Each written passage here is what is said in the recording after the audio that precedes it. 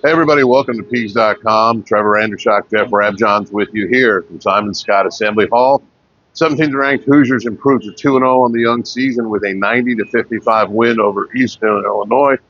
Excuse me, I'm battling a cold. I'm just going to say that out loud in case you wonder why I sound like this.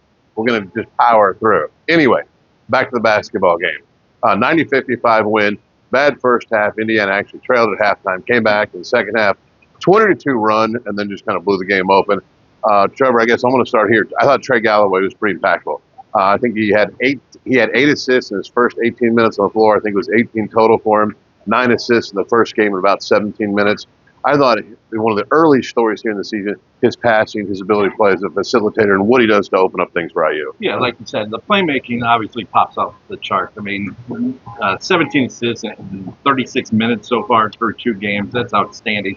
But it's also the way he does it. He's commanding the offense. When he's on the floor, it seems like Indiana knows where they need to be, and everything flows a little bit better than it has, with the first group. Trey Galloway is coming off the bench in these first 2 games.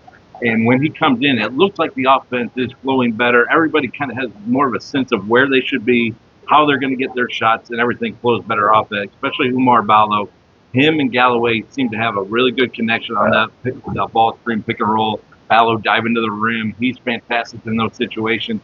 And I think we saw more of that tonight, especially early in the game. Even with Galloway not on the floor, Indiana went to more ball screen actions. I thought that was a good sign of things to come for this Indiana team. Yeah, those are really good points. Obviously, Mackenzie Mbako is kind of showing why he might be IU's just most natural scorer. Pretty efficient. Just the way he scores kind of flows. Your thoughts on how he's playing offensively, and as you noted the other day, there's more to his game than just the scoring this year. Yeah, I mean, I thought his early scoring really gave IU a boost. I mean, things were not going well for him in most of the first half, but Mbaka was really good. Getting him spot-up looks is going to be very important. I think we've seen that through 2 games. Miles Rice and Galloway, just the overall ball movement of Indiana seems better, and they're going to get him more standstill open shots. Even if there aren't any off-the-ball screens or anything like that, he's going to get easier looks than he had last year as a freshman. And I think we've seen that so far through 2 games.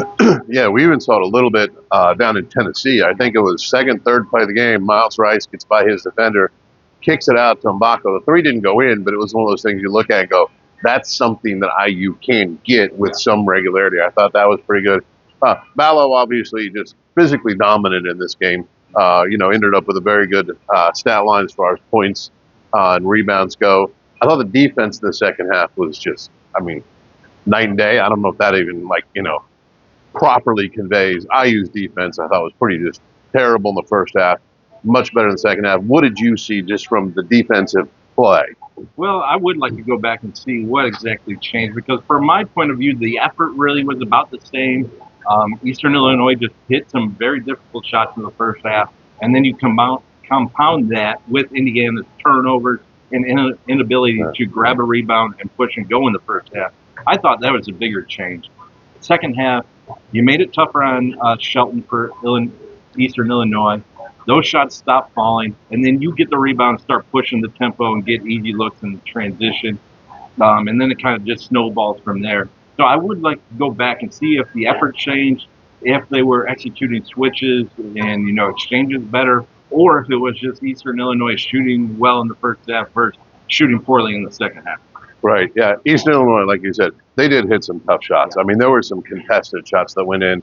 And like you also mentioned, just the pace of the game was better. This is one of those teams, one of those opponents that Indiana should be able to do, just run them out of the gym. They just can't run with you. Can't run with Miles Rice. Can't run with, just really any of the IU guys. So the pace certainly was also another factor. So Indiana now 2-0. Now get about a week off. South Carolina coming up. Their one high major opponent, although South Carolina did lose its opener at home to North Florida. So we'll see what Gamecocks actually look like.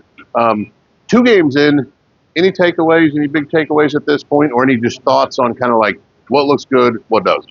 I would say my first main point is we've heard about them wanting to increase the tempo, and that has not been the case through technically, 4 games, you count the 2 exhibition games. Right. Today, I believe they had 69 possessions, somewhere in that range. That's about what they were all last season.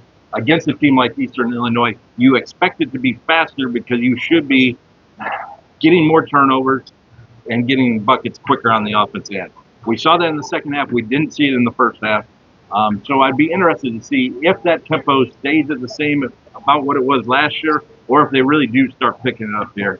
I kind of lean toward the side of it will be more of the same, more of what we saw last year from them. Right. That'll wrap it up here from Assembly Hall, Indiana again, 17th in the country. Moved to 2-0 with a 90-55 win over Eastern Illinois. South Carolina up next here in a week. For Trevor Andershock, I'm Jeff Rabjohns for Peegs.com.